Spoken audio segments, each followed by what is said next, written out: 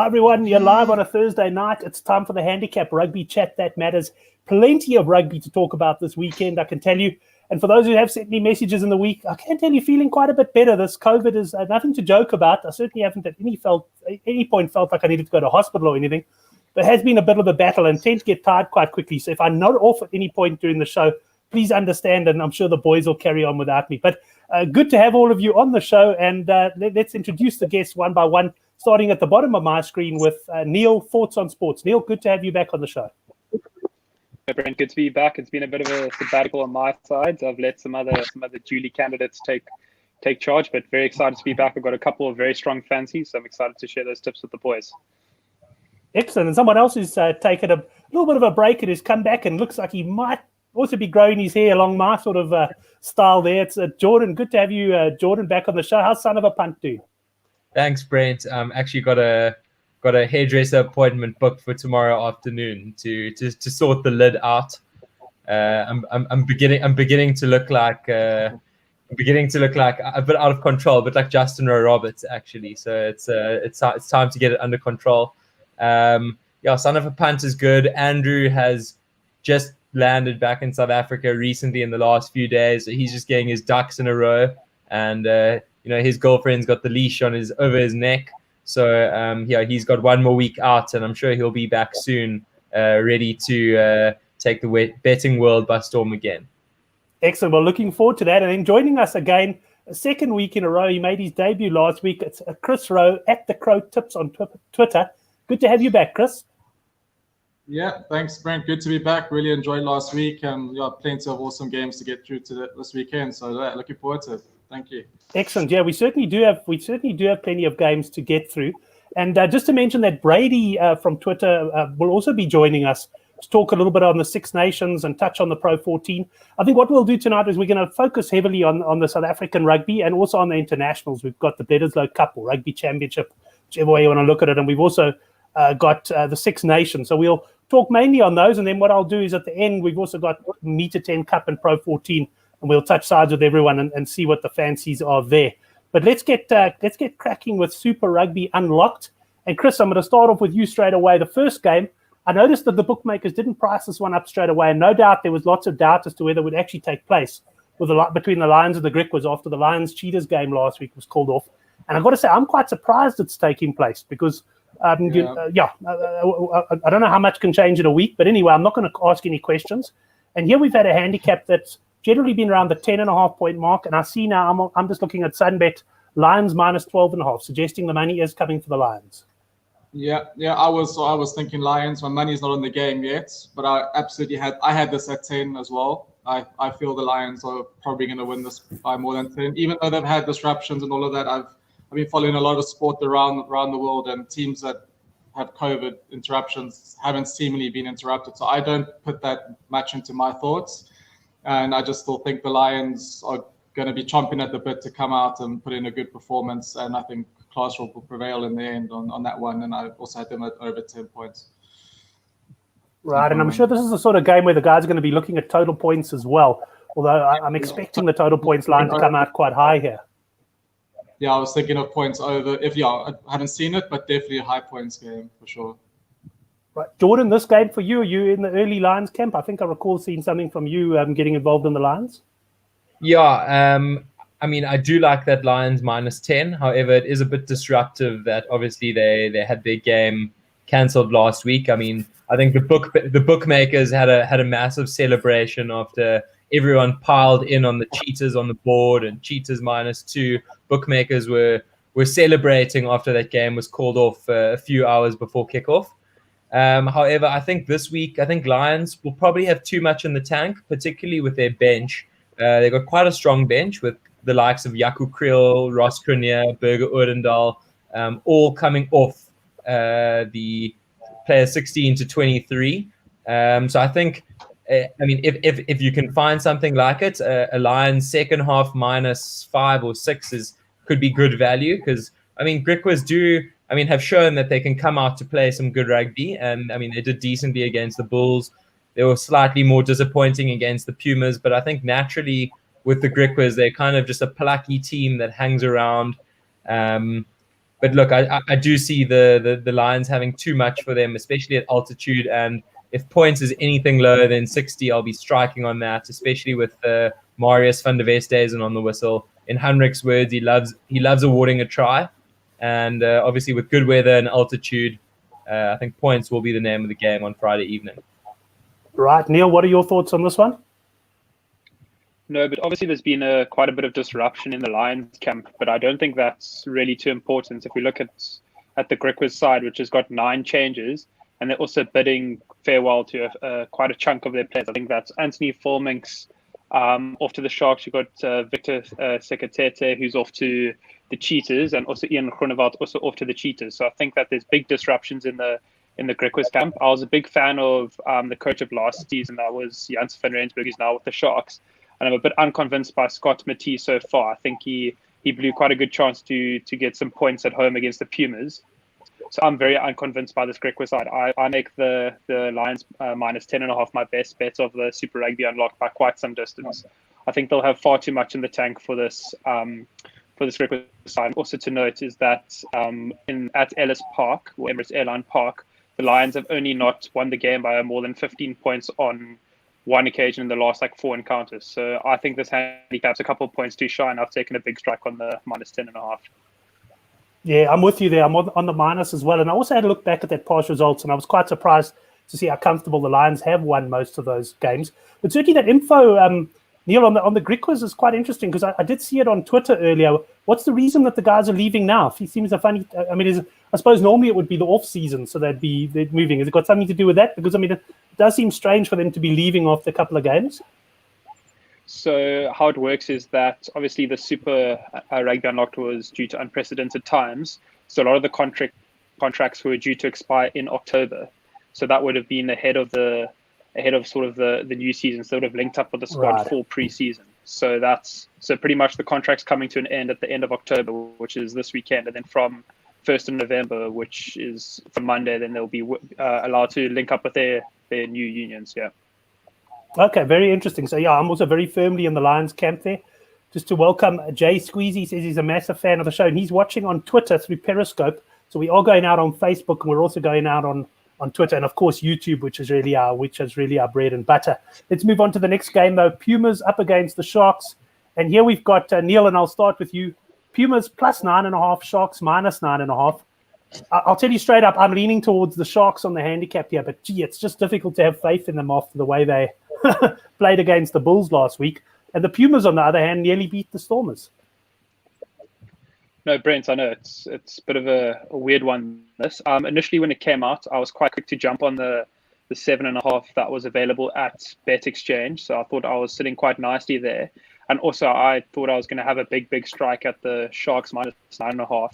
But upon team news learning that there are a couple of new starters for the Sharks, I'm a little bit less confident on that. I definitely would still be leaning towards a Sharks minus, but probably a medium strike for me.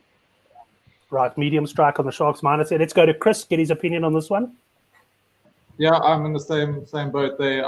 When I initially saw it in fault, I thought the Sharks minus was going to be the play. I mean, the Pumas have been great, right? But I just don't know if they can carry on with that intensity that they play. And I think they've got a few injuries as well. I mean, they have to play that well to compete. And you saw how they fall away in the second half against the Stormers as well. And I just think the Sharks, I mean, yeah, they got nailed last week. And that's the point. They're going to come back. They're going to be chomping at the bit. I think they're going to be smelling blood. And I think Pumas are going to potentially just run out of puff here, and Sharks will just comfortably end up winning it. That's how I see the game playing out. So I'm on the minus there. So Jordan, one thing I always find with teams like the Pumas as well, they often start the season pretty strong, but they don't have the depth in their squads of the bigger unions. And normally after a few games, they start losing a few key players, and you don't get that sort of depth. What do you make of this one? I mean, the Sharks, can you back them with any confidence? Yeah, look, Brent, I think Pumas were fantastic. They've been fantastic the last couple of weeks, and I think they're going to miss their fly-off Eddie Fisher that obviously went off with that horrific injury last weekend. I think that's going to be a big blow. In saying that, I think what they have that maybe the other unions don't, maybe Stormers had 7 Springboks, but these guys have 15 individuals that play as a team, So this is really something that I think I mean, I want to say you can't really count for it, from a betting perspective, but I think this is one of their last few games in Nelspruit, so I think they're going to give it a big go here. And look, if anything, I would go maybe a Sharks second half minus, but at the cap of 9, 10, 11, I'm not exactly chomping at the bit to jump on a Sharks minus. I'm almost happy to kind of let it play, maybe again see some points lines. Again, we're in a great weather in Nelspruit. Rasta Rashivenga also loves to blow a try, miss a forward pass. He's that type of ref. Hard turf. So, I mean, again, it's one of those games that I want to say enjoy for the spectacle that it will be, but it probably won't be a huge spectacle, but potentially look at an overs points play, or otherwise maybe wait in play. It's one of those where you might get some value. Pumas go up early at halftime, 25-12, and then you get the Sharks +4 or something like that, and they end up winning the game by 7. A similar situation to the Stormers. Yeah, so I'm not going to jump on any Sharks minus right now, nor am I going to take a Pumas plus, but yeah, that's kind of where I am. That's sort of an in-play option for you. This game will, of course, be a 4:30 kickoff on Saturday, so we can expect good conditions in Nelspruit. So certainly from a points point of view, I think there's a good chance we'll be looking at overs. And it's not as hot as usual. It's just it's a meager 25 degrees, so it's not the usual 35 of Nelspruit. So I think compared to when Pumas were last there, well, I think it could have actually been in Kimberley. But in Kimberley, the game was very stop-start, water breaks, knock-ons, tying of shoelaces. Here, I think, the teams might actually be there to play some rugby because it will be not as hot as, previous matches. Right, well, let's stick with you, Jordan, and move on to the next game. It's the Bulls up against the Stormers, and here we got the Bulls -3.5 points. I don't think there's been a lot of movement on this, just popping onto the Good for the Game forum. And I see I priced this as Bulls -6.5 when I did my Sunday handicapping exercise. So for me, there's a bit of value here in the Bulls at 3.5, and I must say I'm a little bit surprised to be getting 3.5 about them. What are your thoughts on this one?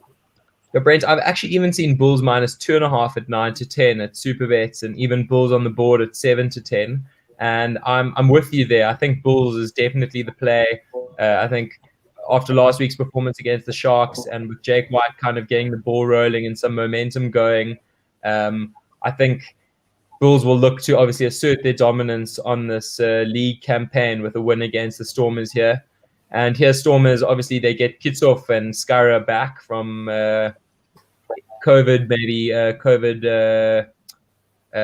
isolation. And then I think Kolisi and Namakaba are out. But that means Yaku Kutsia is going to play a nice, good 60, at least 60, 70 minutes, which is probably positive for the Stormers.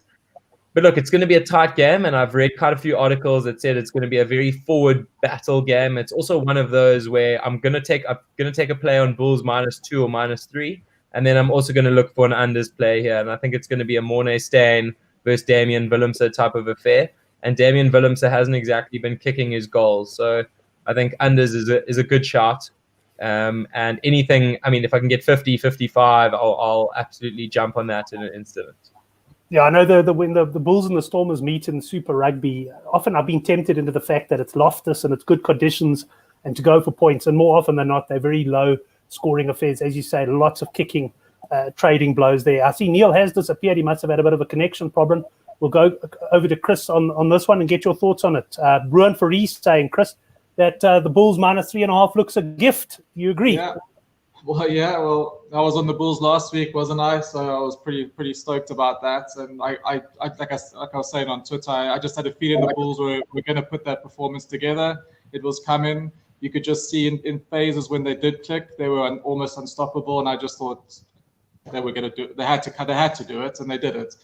And I don't expect them to go backwards this week, but I do expect the Stormers to go forward. I quite like the team. Like, I was humming around the minus handicap last week, and then I saw Willemse and Kitchell out, and I actually thought they were in. And that changed my whole view of the game completely at that point in time. But with them back, I like the look of that Stormers team. So I do think Stormers are going to be probably close to their best as well, and so will Bulls. But it's very difficult to separate. But I'll take the Bulls at home, very, very tight one, also low scoring. Yeah, I was quite impressed by the Bulls last week, I must say. I was also on them, and I was on Bulls over 23.5 points. And I wrote my Citizen article this week about the fact that I went back to my points bets last week because that's always been my strength is total points and team points. I've been betting too much on the jolly handicaps and not catching them right. So anyway, it was a good week last week with some nice overs plays there. Neil, you're back, I think, with us at the moment. We're just talking Bulls up against Stormers, and we got a handicap of about -3.5 here. And Neil let's just try him one more time. You back there, Neil?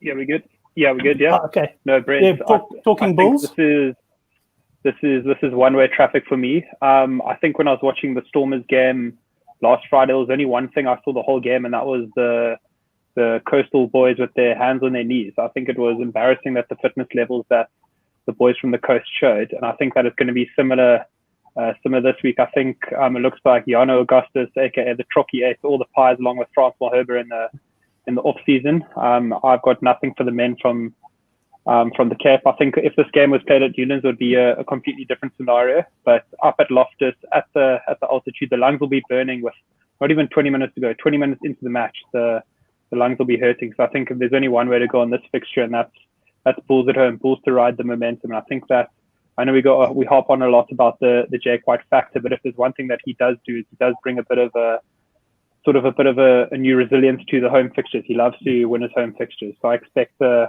solid Bulls performance in grinding out a victory. If you are unsure about the 2.5 cap, there's Bulls 7-10 to win, and I think that's absolutely golden. Yeah, 7-10 to win. That certainly is a good price. And as Jordan alluded to, this is one where you've got to be careful about if you're thinking of going overs on points because these teams tend to play out some fairly low-scoring encounters. That's it then for the Super Rugby Unlocked matches, but it's far from it for the night for us because there's the next game we're going to talk about is Australia up against New Zealand at the Rugby Championship or Bledisloe Cup game. And Jordan, let me start with you on this one. Handicap, when I last looked, was about 10.5 points. New Zealand favourite. I think there was 9.5 earlier in the week. It does seem as though a few people are a bit nervous about the Australian team news. Which way are you going this one? Yeah, Brent, I'm one of those that's nervous on the Aussie team news. I think they've made quite a few changes. Rennie's gone and made quite a few changes, and I think they've had a late pullout of James O'Connor in recent days. So young Noah Alicio will be starting at 10, which is a big call. I rate him as a player. I think he's a great player, but I think this is going to be a slightly inexperienced Aussie side. And on the other side, I think it's a really strong All Black side. And I haven't been able to say that confidently for the last few weeks, for the last while. But I really think that this week's All Black side is strong, and I think it's well-rounded. And I really do think that 9.5 or 10.5 is a low handicap. I think this game should really always be around the 13, 14, 15 point mark. And even though the weather in Sydney is supposed to be rainy, I think that might even suit the All Blacks. And I mean, if I was to bet you, I'd go All Blacks on the minus for sure. I think you'll never be out of this bet. And as I said, I like that All Black squad. And although it's the Dave Rennie versus Ian Foster, and I'll never hear the end of it from the likes of Neil and Henrik because of Ian Foster, I really do think that this AB side will just be a bit too strong for the likes of this Aussie side, who have been seriously impressive considering how shit their Super Rugby was. That's it. I mean, I know Henrik is very much against Foster as coach, and I tend to agree with Henrik, although I have made the point before that I don't necessarily think I want to oppose him on every game. I think it's going to be a long-term, let's call it relative decline of New Zealand rugby. I'm not going to call it a decline because they'll still be always very competitive, but I'm actually leaning towards the minus on this game. I think something you said there, Jordan, struck me is you'll never be out of this bet. And I think that's a good point. I mean, I don't see a situation where Australia run away with the game. And yes, you could have a situation with 50 minutes to go where Australia lead by 1 or 2. But even then, knowing how New Zealand play those last few minutes, sometimes you're not going to be out of it. So I also agree with you there. I like the minus. Let's go to Neil and see what his thoughts are on this one. Look, Brent, this is probably the trickiest game of the weekend to call because you can find reasons to back either side of the line here. But if I had to give sort of a heartfelt opinion, it would probably be to back Oz on the plus. But it wouldn't be with a lot of confidence. I think there are way better bets out there for this weekend. The reason being is quite simply the Dave Rennie factor is huge. I see that the weather's not looking too hot in Oz for the weekend. I think that Oz will keep it close. They'll be quite spirited in front of their home fans. The players that they have brought in, Lalesio, he is a talent. He's the boy can play ball. So I'm more than happy with that. I'm a big James O'Connor fan, but I don't think that fly-off is necessarily his best position. I feel like he doesn't sort of command the game, and he doesn't, when he exits from his own 22, he never gets the Aussies sort of good ground. I think Lalesio will look to combat that a bit. I wouldn't be surprised to see a lot more kicking of Nick White. He's done it superbly in Europe for the Exeter Chiefs for the past few seasons, and I wouldn't be surprised if he sort of exploits that a bit. I'm not too convinced with the All Blacks pack. I think that the 2-2 on debut will have a hard time. I expect Hooper to get very much up in his goal, and also to have no Joe Moody. So that's a huge loss for the All Blacks. So I reckon they'll struggle a bit up front.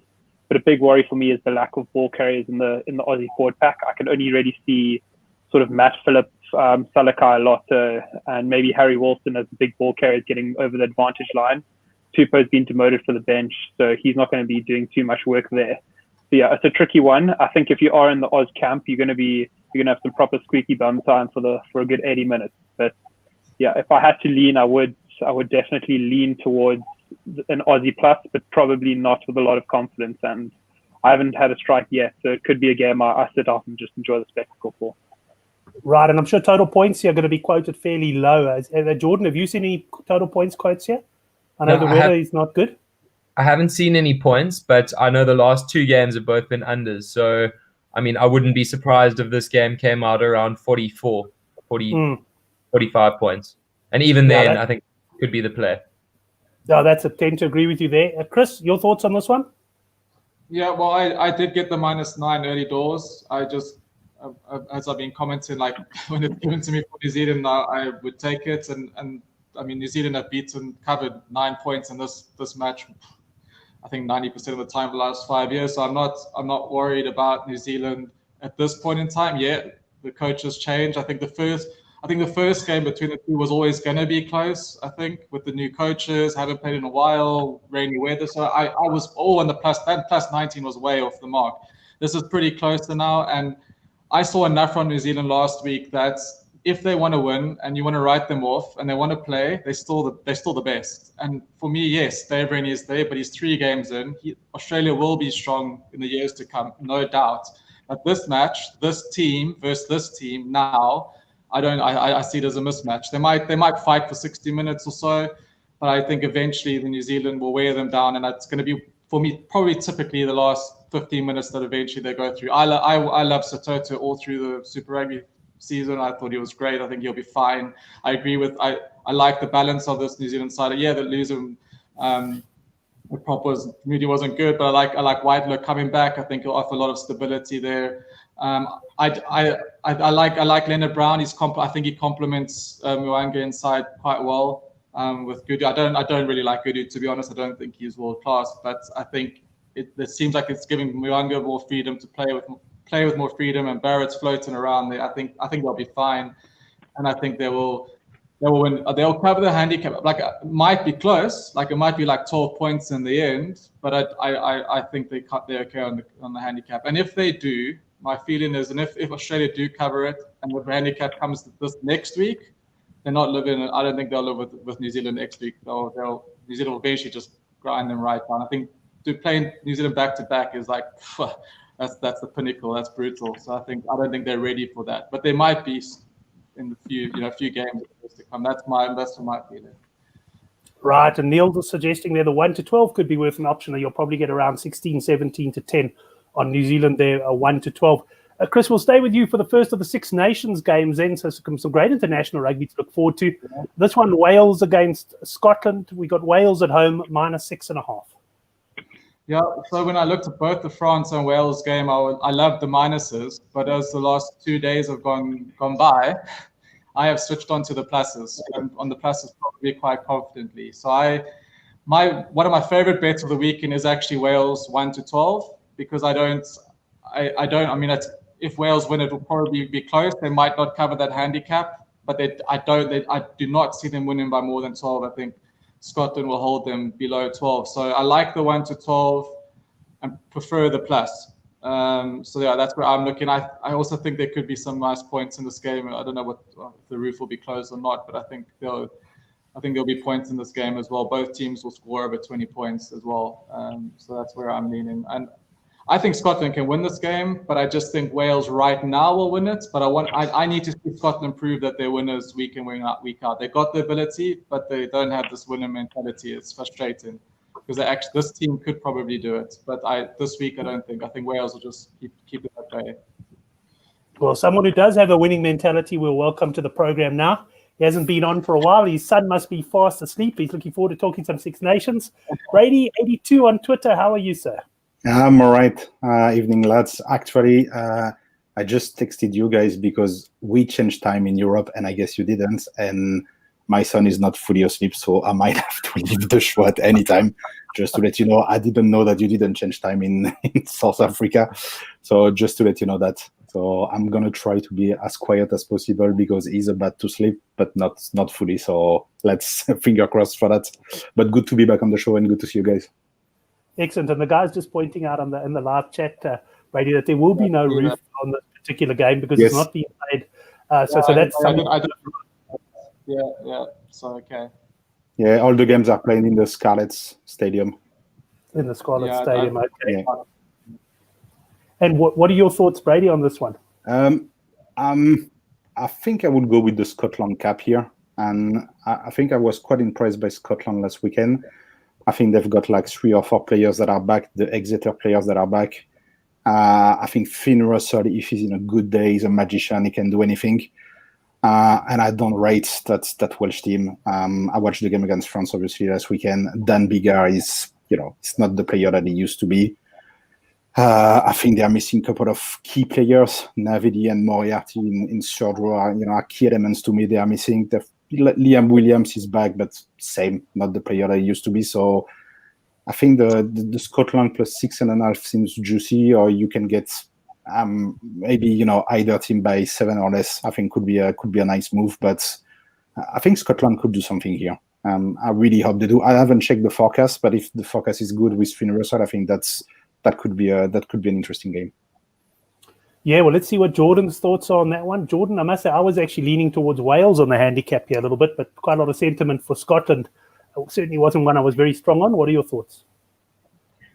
Brent, to be honest, I was with you there. I'm in the Welsh camp. Although after listening to Brady punt Scotland in French, I'm close to converting myself to Scotland. But to be honest, I really do think Wales got dominated by an expert French side, and I think that they did play okay. I really don't think they played terribly, and I think just to pick up on the weather that wasn't picked up on by the previous two gents, that it doesn't look good. There's going to be a lot of rain, at least pre-game, and a lot of wind in the game during the game, and I think this will play straight into the Welsh style, and I think they're going to be picking and going and scrumming and rucking and all that fun stuff that one does in Wales at rugby practice, stuff that I never got anywhere near. So I think following Crow tips there, I do like Wales 1-12, but I really think Wales will have too much for Scotland here. Instead of punting that -6 or -5 or whatever it is at the moment, I would rather go the 1-12. It's safer. I don't think at any stage Wales will really be winning by more than that. And if they are winning by, let's say, 7 in the last 5 minutes, and you can get a Wales -7.5 at high odds as a slight hedge, then I would potentially take that. But really, I think Wales 1-12. I think Wales will have too much for Scotland. Although Scotland smashed Georgia, I don't think that's a true reflection of how good Scotland are. They are improving, but their game is really, it's a running style, whereas Wales are gritty. Watch Chasing the Sun episode 4 and you'll see what Wales' style is, and it's going to suit the weather in Llanelli on Saturday afternoon. Excellent. We'll get Neil's comments on that. I did watch the Chasing the Sun this weekend, and I was very interested in the comments on Wales, saying that they were just going to kick the ball. What fascinated me as well is that the fact that the Springboks in that game decided to play sort of back at Wales the way Wales play at you. And in the end, we won the game, but it was really close. I wasn't really sure if that was actually the right tactics or not. But anyway, Neil, coming into this game, have you got any firm opinion? We seem to be a bit divided here, 2 against 2. No, Brent, when this game first opened, it also opened at 6.5, and that was with the expectation of a sort of a packed house in Millennium Stadium. So I think with that being said, that for me it's a no-brainer going on to the Scots Cap here. We're getting no crowds. Two, it's at Park with Scarlets, which if you've seen the stadium, it offers zero protection to the elements. And I do understand the point about Scotland preferring the dry conditions, but I definitely see a tighter sort of game unfolding here. And I think that there's quite a bit of good spirits in the Scots camp at the moment. They've obviously reintegrated Finn Russell into the mix, and obviously this game might not suit him, but he's still a class operator, and I wouldn't be surprised if he pulls something out of the bag here. Put it this way, I wouldn't be surprised to see Scotland actually take this on the board. But if I had to give my best bet for this game, it would definitely be Wales.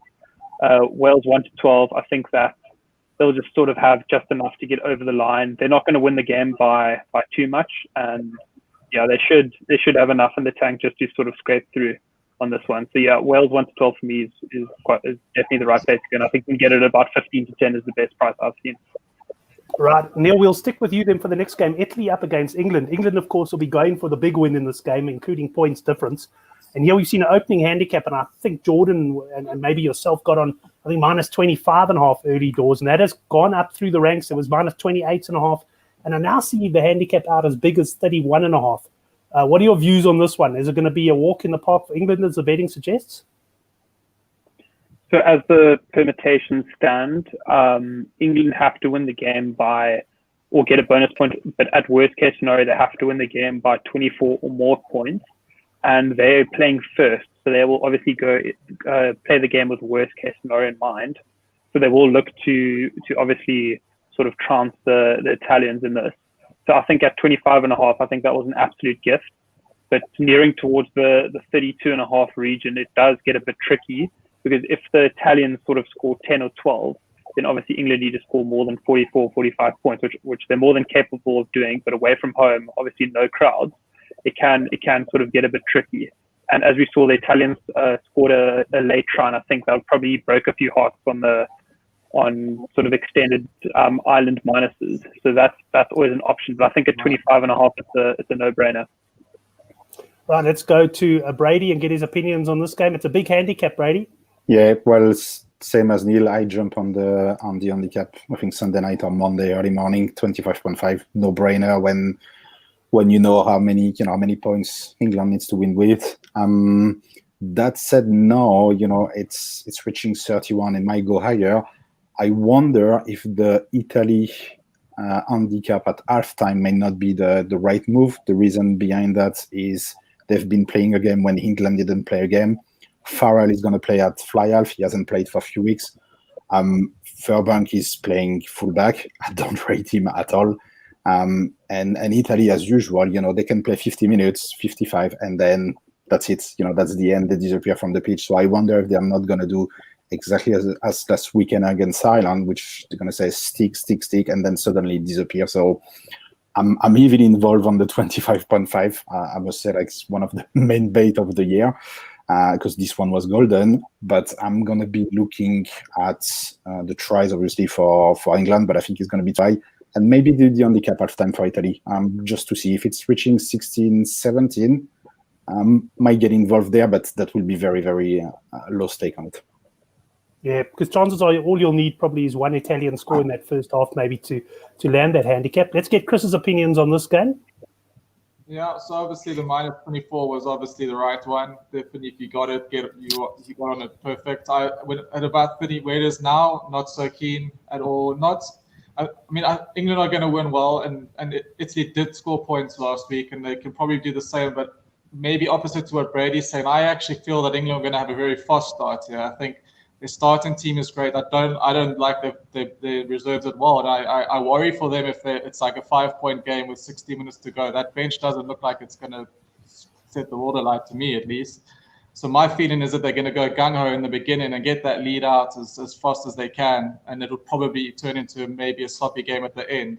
So I'm like looking at a different way that Brady is there. So that's how I see it playing out. So the handicap 24, yes, but I think there's going to be points in this game. I probably look again at totals and over total tries, maybe not England tries, but I think England will end up scoring about at least 6 or 7 by the end of the game anyway. So I'll be looking like, as the Irish game, I think maybe very similar, but a faster start in the beginning as opposed to Ireland's quite big, good ending to their game. So that's how I see it. And Neil making the point that probably England points will be lucky to get 44.5 because Ireland on the weekend were 38.5, which was a great overplay, given that we also knew they had the incentive. But I don't think bookmakers will be making the same mistake this time. Let's get Jordan's opinion on this one. Sure, Brent. I see England winning this by 50 plus. I think going away to Italy, perfect weather, no fans, England and Eddie Jones with one objective in mind. As Neil said, they play before Ireland and France. They're going to want to put on as many points as possible. They need to anticipate for an Ireland win against France. And I suppose the best way that they could do that would be for an Ireland win by, let's say, 10 points without a bonus point try. I think they've got to win this game by at least 34, 35 points. Although their bench isn't strong, their bench is young. Their bench has done extremely well in the Premiership. I think their starting 15 is epic. I think that starting 15 would do a lot against any international team at the moment. And I mean, England are notoriously fast starters as well. I think Johnny May has scored something stupid like he scored 7 of the first scores in an England international before. He scores their first try almost every game. So I think a Johnny May first score is a good play. And I think England, it's going to be one of those games where they get a penalty, they kick it for the corner, whatever, they maul, maybe Jamie George scores, Owen Farrell runs to the tee, he puts the ball down, he kicks the kick for poles, they run back to halfway, they kick off, they go again. I think they're going to want to put as many points on Italy as possible here. So obviously I think minus 25 obviously was great and I was lucky to get on it. But at the same time, I took the alternative handicap at the time of minus 31. And right now, I'd take the minus 32 at evens as well. I think it's going to be danger for Italy, and I think Eddie Jones and England are going to want to. There's a reason why they're 3-10 to win the Six Nations, and I think it's because they're going to be absolutely ruthless, and I can see it being very one-sided. I suppose the other reason also is that Ireland still have some work to do against the French, and I welcome to Brendan O'Connell-Coyle on the Good for the Game forum. And he says he's on the Irish Plus. So, Jordan, let's stay with you here because France, very impressive last week. And I see the handicap here, minus 3.5, minus 4.5 in favour of France against Ireland, depending on where you're shopping. And what that does tell you is that, of course, Ireland, they've got a lot to do because before they can worry about points and that, they've actually got to beat this French team. Yeah, for sure. I mean, I think they were decent against Italy last week. But that Italian side, as the conductor is saying, was slightly weaker than the side that they're fielding this weekend. But in saying that, I think Ireland have it all to play for. And I think both teams will have the advantage of knowing what they respectively have to do. And it's likely that France will have to go and get a bonus point win out of it, which does either make the minus juicy or dodgy because I happened to get on France to win at 17-20 2 weeks ago. But if it's in that situation where France have to chase the game, I mean, do they chase the game to win it? Do they chase the game to get the bonus point win and win the Six Nations? And obviously, if they go for that and don't succeed, there's a chance they come third in the Six Nations. So it's one of those complicated ones. And each team, I think Ireland have lost Gary Ringrose and France, Teddy Thomas.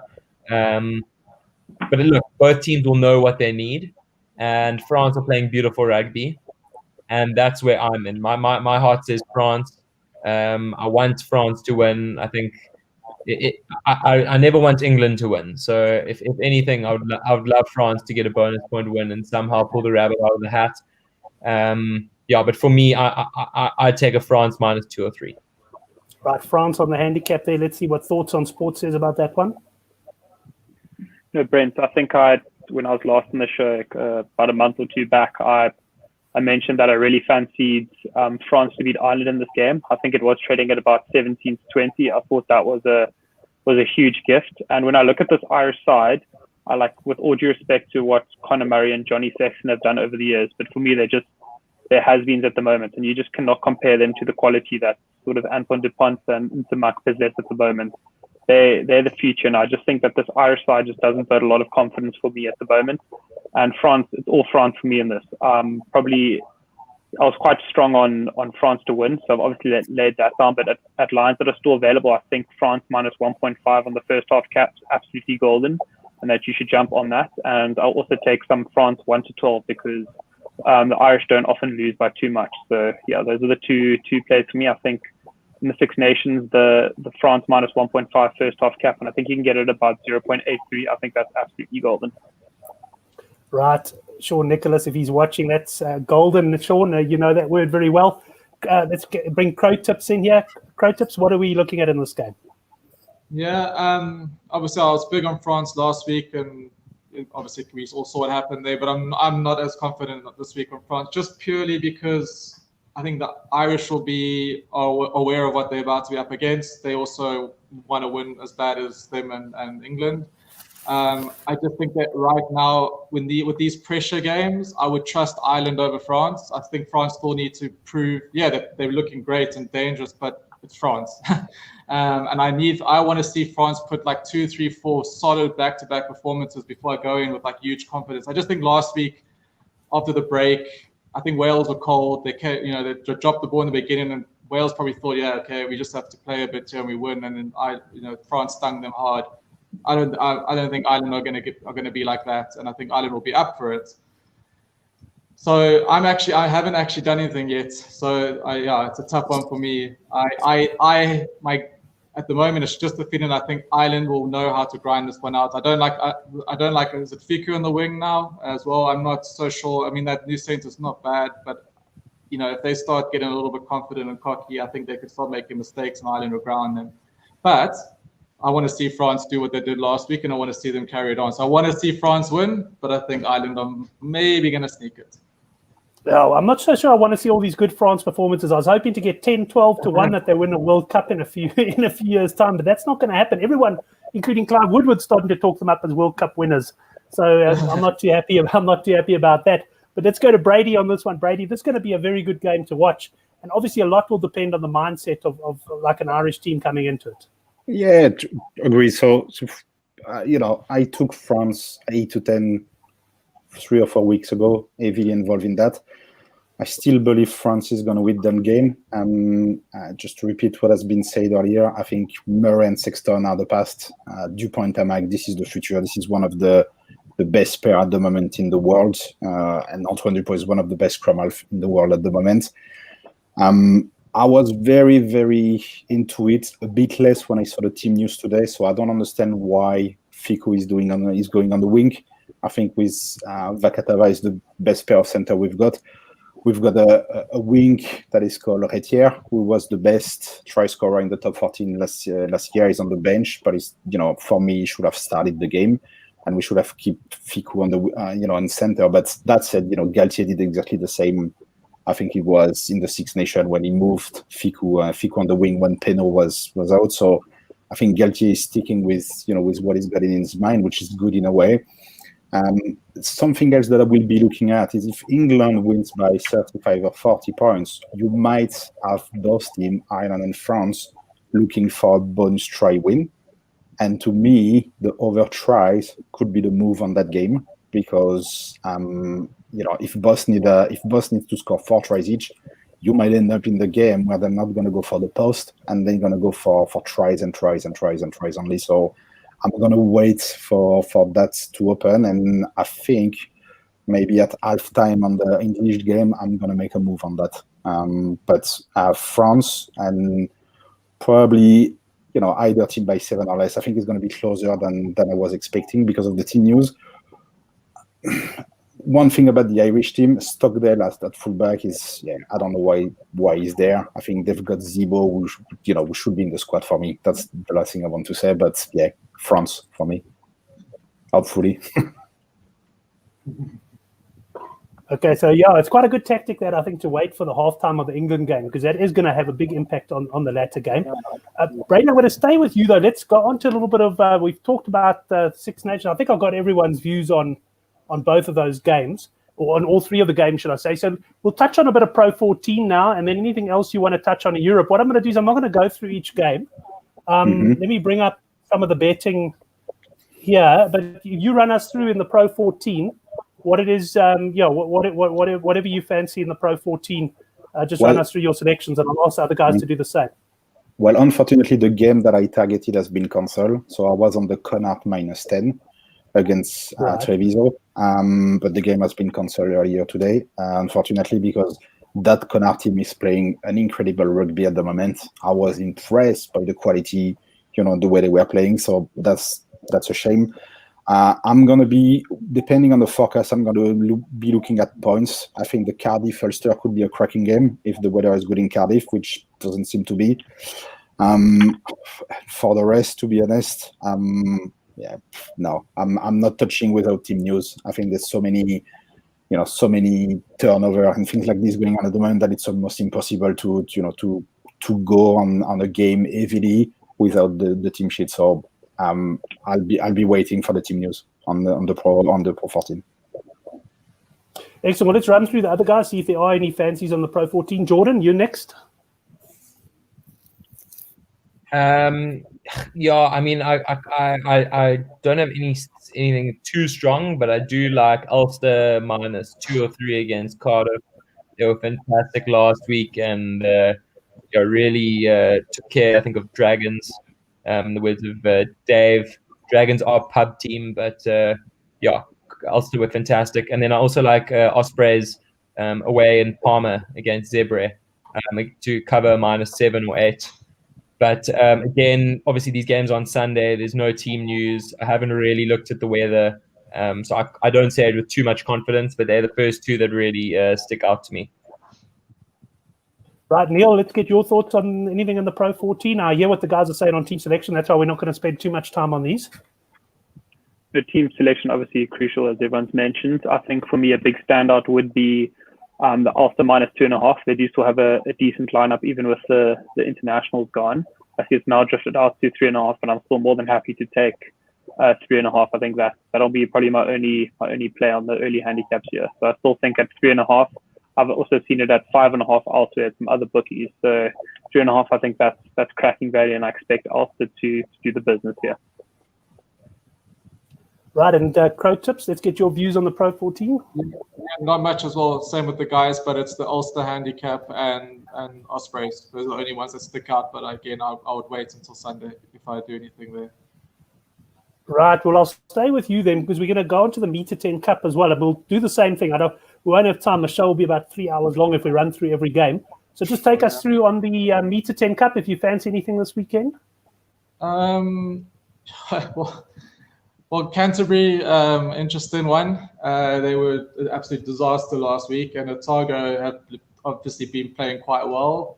But I'm going to stick to the Canterbury. It's not confident. I can't see how they're going to play like that again. And they're going to be back at home. They've put up decent performances at home against Auckland and Wellington. I think they lost to one of them, but they competed with those teams right to the end. So I don't think they would be afraid.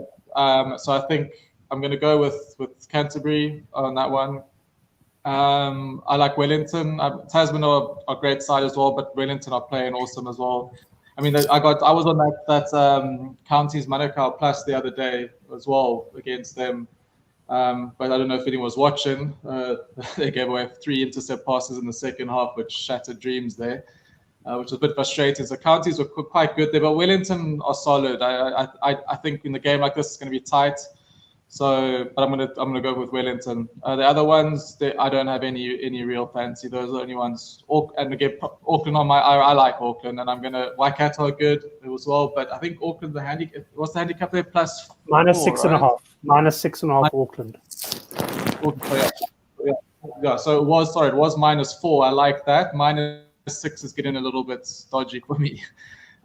So when it was -4, it was maybe even -3. I saw it, but I think Auckland will win that game. But it could be very close. But that's all I got on them for now. I'm going to start with the other ones. No, that's fine. Thoughts on sports? Anything on the Mitre 10 for us? I'm actually firmly in the Wellington camp here. I think that the conditions are shaping up to be quite shocking in Pororura, and I think that Tasman do thrive in sort of dry conditions, and they're playing at the Jerry Collins Stadium, and it's not covered at all. Obviously in the Cape Town there's a bit of the wind does circle, but there is a bit of cover there. And I was just having a little look at Tasman's results when they played against sort of good opposition in the Mitre 10 Cup. And the two standouts for me is that they lost to North Harbour by, I think it was about 40-24. And then they also lost to Auckland 31-10. And just when Wellington have played good sides in the comp, they've beaten North Harbour 25-20. They've beaten Bay of Plenty 32-10. And then they beat Auckland 39-21. And that was away from home. So I think that I'm going to pull an oracle here, but I think they've got the wrong favourites for the Wellington game. And I'm quite strong on the Wellies. I don't know. I've just got quite a good feeling about this. And I've taken Wellington 1-12 at 3.2. So I think that's a great play, and that's cracking value, especially when the game's likely to be tight in some pretty awful conditions this weekend. I think that if you can still get plus 3.5, I think that's a good play for the Mitre 10 for me. Right, and I can't believe it's taken us 50 minutes to mention the Oracle's name on the show. That must be a record as well, but thanks for bringing him up. Jordan, anything for you on the Mitre 10 Cup? I'm going to definitely be waiting to pounce on an unders points. I think it's going to be very windy and rainy. And I think with the wind, if it is a one side of the stadium to another side wind, I'll be looking to back a team on a first half cap. Also, I really like a bit of channeling my inner Hine here, but I really like the Wellington hooker, James O'Reilly. He doesn't score his tries from rolling thunders. He often just chills on wing, and he knows how to bust a tackle. You know, those Wellington teams, they really know how to breed a hooker. So I'll definitely be potentially looking at him to score any time. And then also, I got Northland plus 14 early doors. It's now plus 9. But I mean, for Northland, this game could be their doom or gloom in terms of making the semi-finals, the championship, the premiership, the second division, whatever, semi-finals. So I think they're going to look for points here and at least keep it close. Whereas North Harbour still have Counties Manukau at home next week and Bay of Plenty in the final week, which should be a relegation battle final game. So I really see Northland targeting this game, whereas North Harbour are not going to target this game. So that's quite a confident play for me. And then besides for that, we'll also look for in Auckland at each rate. So unders in Auckland and Wellington, and then the North Plus. Yeah, I know. Henrik was on Auckland under 29.5 points last week, and that arrived quite comfortably. Unfortunately, I made the wrong call there, been going for the best bet in the newsletter because that was one of the options. If you haven't subscribed to our newsletter yet, you can go below the show and also click through to the rugby forum thread there as well. Brady, I know you don't really look at the Mitre 10 Cup, but anything else in Europe? I see there is some top 14 action this weekend. Just one thing before I think Neil wants to add something on the Mitre, so I'm going to let him go. And then I took 2 bets actually on the Mitre, so I'll go after Neil. Okay, Neil, go for it, mate. Yeah, Brent, sorry, just to add this, I should have mentioned it when I was on, but Southland minus 2.5 is a huge standout for me. It was pointed out by Henrik quite early days, so just a shout out to him for that. Southland rested 7 players before this fixture, so they've been targeting this for a while. They've got a chance to crack it into the playoffs here. I think that this Turbo side is very average. They're missing their best player this weekend in Jamie Booth. In previous results, they've held quite a good head-to-head over Southland, but that was probably due to having Otira Black and Ngani Lamapi and Jamie Booth in their sort of starting backline, and they have none of those players to call from. This Turbo team is a proper ordinary outfit, and they deserve the wooden spoon for the season. Southland I think they've only lost 1 cap at all this season. They've been definitely a team to back, and I think that they're going to get the business done and sort of romp through to an unlikely playoff spot here. So I think that Southland minus 2.5 is worth a big go in my opinion. Excellent. Now, Southland, of course, are the team that you once backed to score more than 2.5 points, and they failed in the game. So I guess you've got to bear that in mind. But I agree with you. I like the look of Southland as well, and I know that Henrik is very bullish on that one. Let's go to Brady. Get any thoughts? Anything on the Mitre 10 Cup? Anything else in Europe? Yeah, so early Monday morning, I took as well the Northland I think I took the plus 13.5 at events. So that one, I'm really confident on that one. I know they've been rubbish the past couple of weeks, but this is a home game. They didn't lose any single game at home this season. I think this is too much. And the second one is Beo Plenty -3 at 9 to 10 that I took this morning. This one is based on speculation that Hawke's Bay is going to do a turnover. They're playing Wellington next week, and this is a shield, and I think they're going to do a turnover too. They're going to do a turnover, and Bay of Plenty should win that one. So I took the -3 at 9 to 10 because I expect this one to finish at 7 or 8 once the team news are out. So yeah, that's the two bet, and I'm thinking about taking Manawatu on the board. I'm against everybody, but seeing Southland favorite away, that's just nuts. I just can't believe it. So I might just do a small punt on Manawatu just for fun, because I cannot bet Southland's favorite away. That's no going against my gut. So nothing on that's on the Mitre. It does seem strange backing Southland myself, though I am in agreement with thoughts and sports on this one. Anything else from you, Brady? Yeah, on the top 14, just to let you know, I took Agen plus 30. They're playing away in Bordeaux. This is a huge handicap. Agen has been rubbish for the past few weeks, but they're gonna get few players back. Reed should be back. Ibotoye should be back. Jalibert for Bordeaux is gonna be out.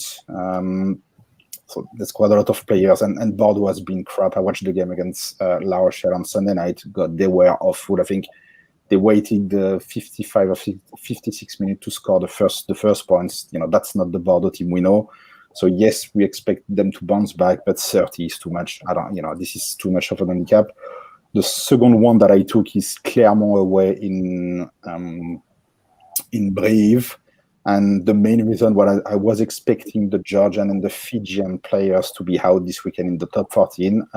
Apparently, they're all going to be playing, so that's a different one. But this is a derby, and the news that I've got is that Clermont is going to bring a big squad. So I still believe they are better than Brive. So at 1.83, I'm going with Clermont. For the rest, you need to get the team news, because once again, you're in the top 14. You never know what's going to happen. But there's some juicy away win that could potentially happen. Toulouse at the Stade Francais, La Rochelle in Pau. Those one are really juicy. And Castres, I think Castres at home should win against the Racing. Racing won away last weekend. You don't see a team winning 2 games away in the top 14. And Racing got the 4 points last week. They might release a bit the pressure this weekend. That's my view on most of the game. The 2 other games have been cancelled due to COVID, so that's it on the top 14. Right, well, we'll run through everyone's best bets now. Just to say, Chris, as Peter Paul points out in the live chat, you're not the first person who thought this would start an hour later tonight, of course, with daylight savings time. In South Africa, we don't change the times at all. So 9 o'clock to us is still 9 o'clock, whether it's next week or this week. Interesting how many guys of our overseas viewers have come in, including Brady himself, who thought he'd have a bit more time to get his son to sleep. Let's go on to the best bets, and I'm going to start with you, Jordan. What are your best bets for the weekend? You can give a couple if you want, because we've covered so many games. Yeah, Brent, I have nothing that really stands out right this very second at the current lines that I would say, geez, I'm going to call an oracle and get Granny's pension on this one.